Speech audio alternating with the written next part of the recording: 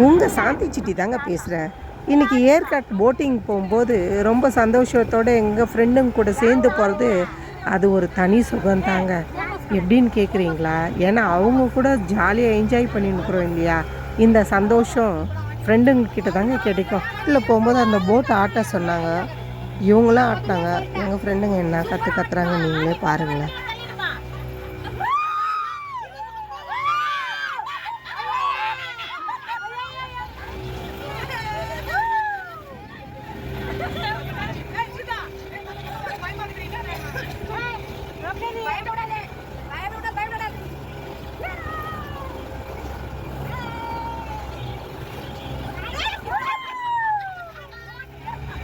இந்த போட்டிங் போனது ரொம்ப சந்தோஷப்பட்டாங்க ஃப்ரெண்டுங்க.